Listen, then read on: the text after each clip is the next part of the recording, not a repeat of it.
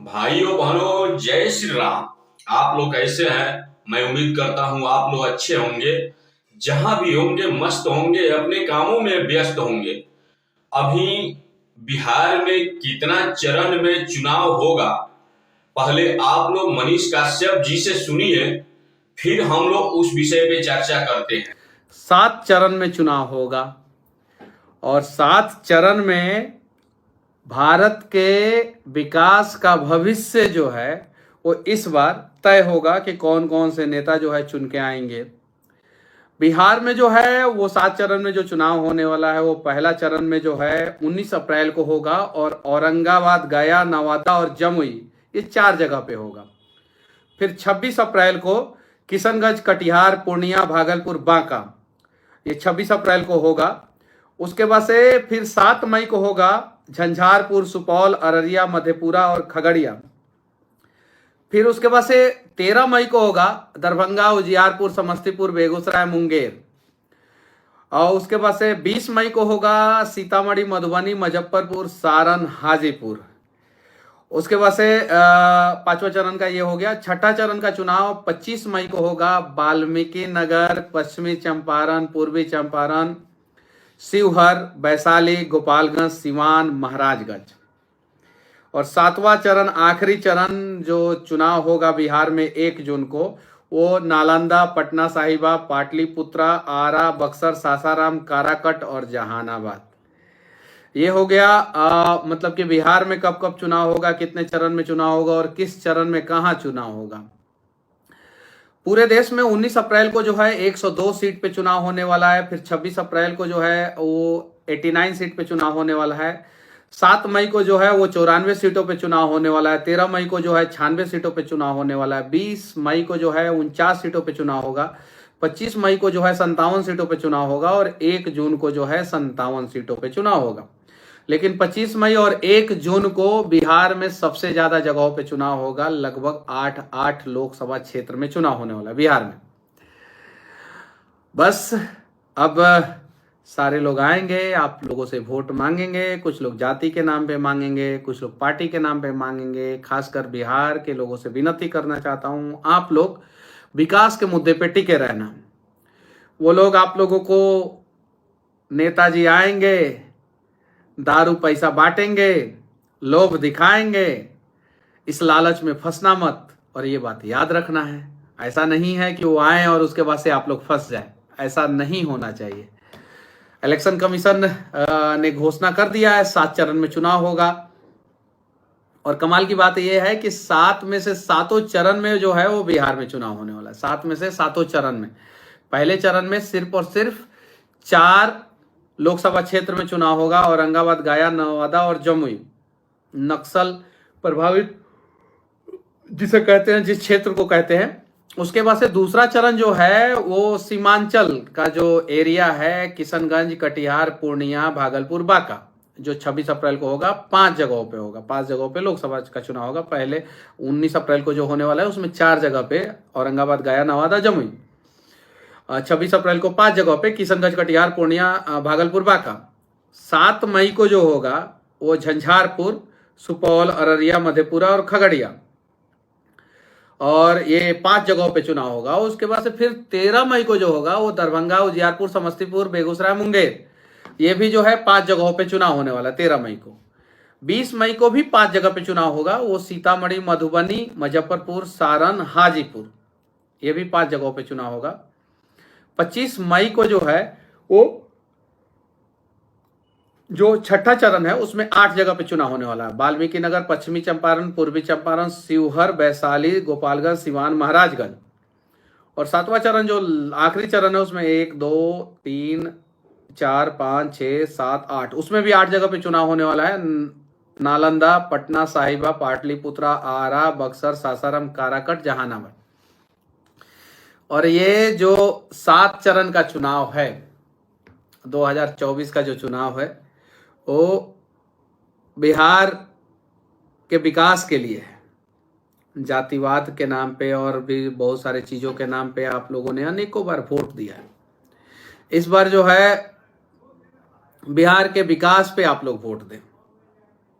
बस कोई भी नेता आए कहे कि 40 में से 40 सीट जीतना है, तो आप लोग कहना कि आप हमें क्या देंगे, हमारे लोगों को क्या देंगे, हमारे क्षेत्र का विकास क्या कैसे करेंगे, हमारे बच्चों को रोजगार कैसे मिलेगा। इस मुद्दे पे आप लोग टिके रहना। बस कोई भी हो, इस मुद्दे पे आप लोगों को टिके रहना है, चाहे कुछ भी हो जाए।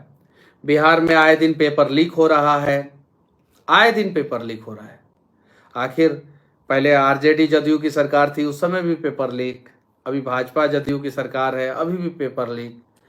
फिर इस लीक हो रहे पेपर, जो पेपर कम और पानी ज़्यादा बन गया है, जो कहीं से लीक हो जा रहा है, उस पे उसके समाधान के लिए कौन लड़ेगा, आपको रोजगार कौन देगा, आपके बच्चों के भविष्य के लिए कौन लड़ेगा, ध्यान रखना। और जो आपके बच्चों के भविष्य के लिए लड़े, जो आपके रोजगार के लिए लड़े, जो आपके लिए लड़े, उसके साथ आप लोग खड़े हो जाना। पश्चिमी चंपारण में छठे चरण में होने वाला है।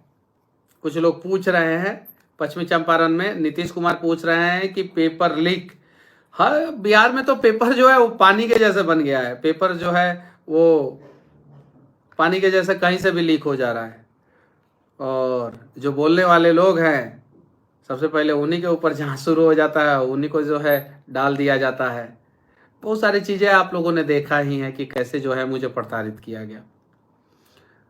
बस अच्छे लोगों के हाथों में सत्ता सौंपना। इस बार देश के विकास की बात तो हर बार हुई है। इस बार देश के विकास की बात के साथ साथ जो है बिहार के विकास की भी बात होनी चाहिए।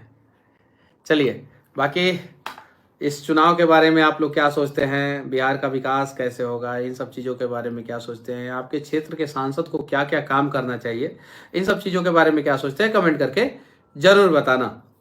जय हिंद। आप लोगों ने तो मनीष कश्यप जी का वीडियो देखा, वो बताए कि आप लोग कभी जाति के नाम पे वोट मत दीजिए, आप लोग विकास के नाम पे वोट दीजिए, ताकि बिहार आगे बढ़ सके। क्योंकि नेताजी आएंगे, कुछ पार्टी के नाम पे भी वोट होगा, अब कुछ जाति के नाम पे भी वोट होगा, कुछ लोग दारू शराब मुर्गा चिकन भी चलवाएंगे, उस नाम पे भी वोट मांगेंगे।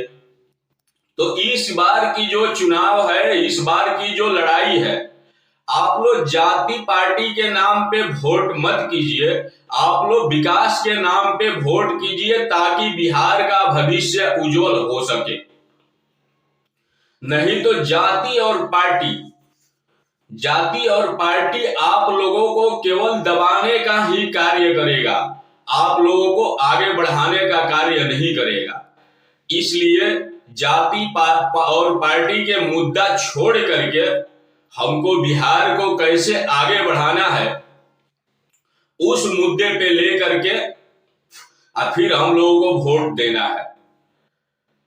बिहार का नेता कैसा हो, शिक्षित और सुशील कर्मठ नेता होना चाहिए। अशिक्षित जो होगा वो शिक्षा कभी प्रदान नहीं कर सकता है। इस चीज को आप लोगों को ध्यान में रखना है, पार्टी के नाम पे और जाति के नाम पे।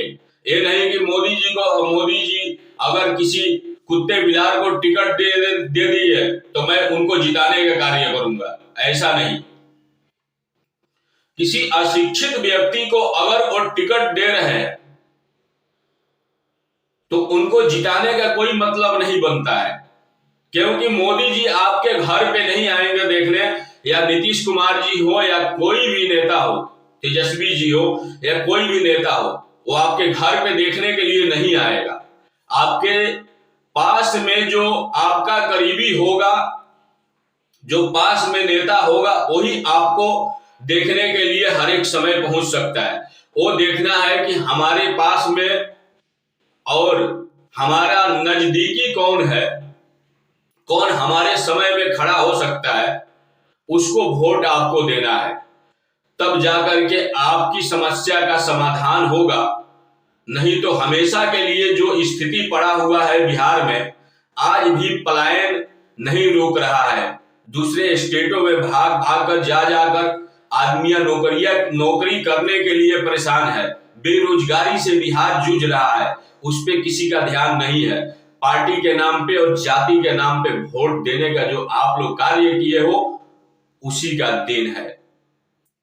इसलिए मैं सबसे रिक्वेस्ट करूंगा, पूरे बिहार वासी क्या, मैं पूरे भारतवासी से रिक्वेस्ट करता हूं कि आप लोग पार्टी और जाति के नाम पे वोट नहीं दे करके आप लोग विकास के नाम पे वोट देने का कार्य कीजिए। तब जाकर के हर एक राज्य, बिहार ही नहीं, हर एक राज्य से पलायन रुकेगा और हर एक राज्य विकास के तरफ जाएगा। और मनीष जी जो हैं वो बिहार के लिए एक कर्मठ और शिक्षित और सुशील है। मनीष जी चाहे जहां से भी चुनाव लड़े, मेरे पूरे बिहार वासी भाइयों से नम्र निवेदन है कि उनको आप लोग जिताने का प्रयास कीजिए, ताकि वो जहां से भी जीतेंगे वो क्षेत्र आपका उज्जवल होगा ही होगा। इसमें कोई दो राव नहीं है। उसमें वहां पे कोई भ्रष्टाचार नहीं होगा, वहां पे कोई जंगल राज नहीं होगा। आप लोग उनको जिताने का ज्यादा से ज्यादा प्रयास कीजिए। आप लोगों के साथ में मैं हूं, और अगर मेरे से पर्सनल कोई गलती भी होता है तो मैं क्षमा चाहूंगा आप लोगों से, और मैं अपने वाणी को यहीं पे विराम करता हूं। अगर कोई भी बात हो, कोई गलती हो, तो आप लोग अपना कमेंट बॉक्स में राय जरूर रखें, ताकि मैं उस चीज को सुधार कर सकूं। जय श्री राम।